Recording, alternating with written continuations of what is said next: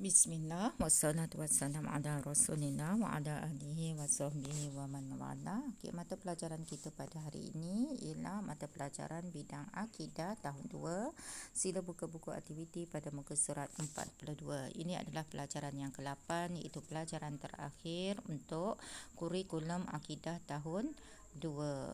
Okey, tajuknya ialah Rasul Ulul Azmi, iaitu arahan soalan A, gunting dan tampan Rasul Ulul Azmi. Okey, kita ingat ya, kita punya formula iaitu ni mim. Ni mim. M ialah Nabi Nuh AS, I ialah Nabi Ibrahim AS, M ialah Nabi Musa AS, I ialah Nabi Isa AS, dan juga M ialah Nabi Muhammad sallallahu alaihi wasallam. Okey, kemudian kita akan letakkan di sini jawapannya. Nuh nombor 1, anak nombor 1 tulis sini, bukan tulis nombor ya, tapi anak-anak eja. Kemudian Nabi Ibrahim, sini jawapan untuk nombor 2.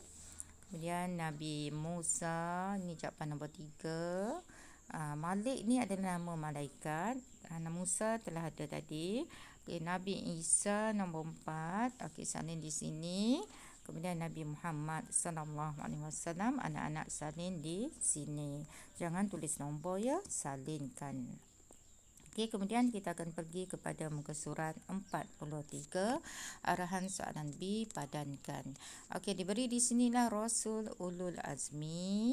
Kemudian diberi juga di sini ialah bukan Rasul Ulul Azmi. Ustazah pilih dua warna ya supaya nampak.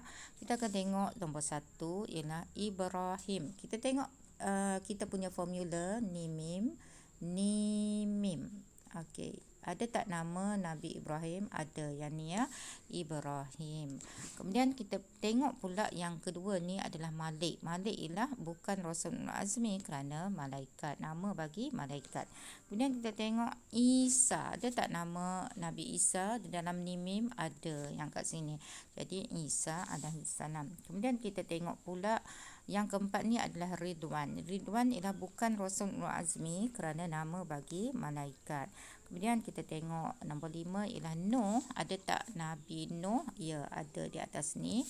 Nuh alaihissalam pada formula kita. Dan yang terakhir ialah Musa alaihissalam. Ada ke tak? Okey, di sini ya. Musa alaihissalam. Okey, dah pun selesai. Kita lakukan tugasan pada muka surat 43. Kita akan pergi pula kepada muka surat 44.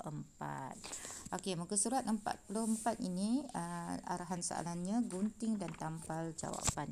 Okey, jawapan diberi di sebelah sini. Anak-anak hendaklah gunting dan tampal di ruangan jawapan yang diberikan. Jadi tak payah tulislah, cuma tampal sahaja.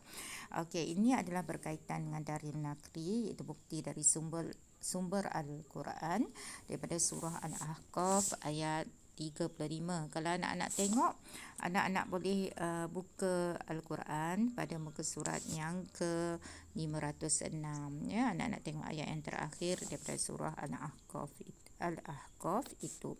Tapi bukanlah ayat ke-35 ya, tapi bukan keseluruhan ayat.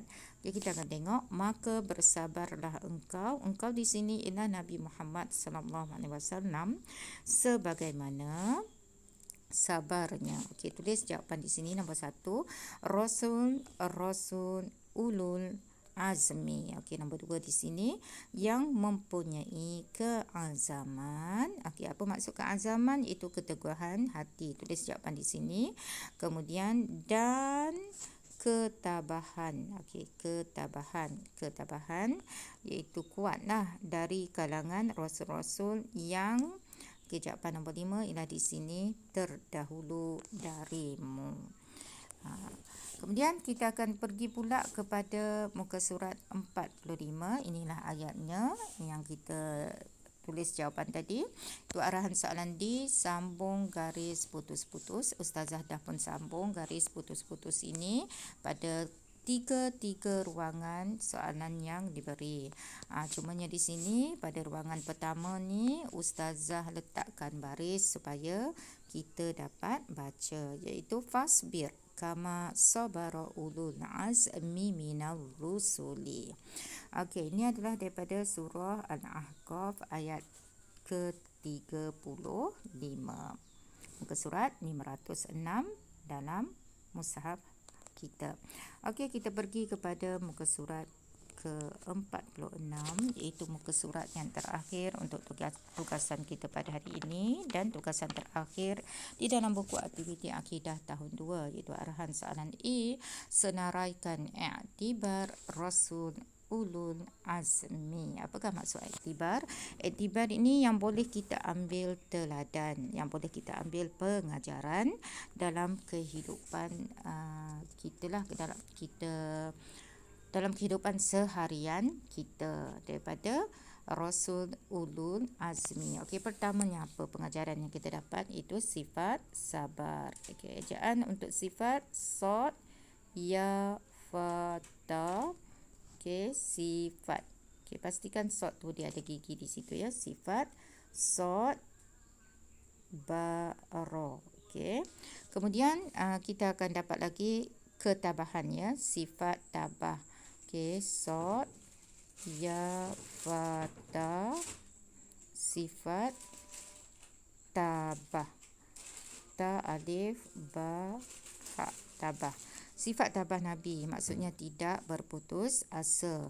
Dan kemudian yang ketiga, kita akan dapat pengajaran ataupun iktibar ataupun teladan daripada Rasulullah Azmi itu mempunyai hati yang teguh.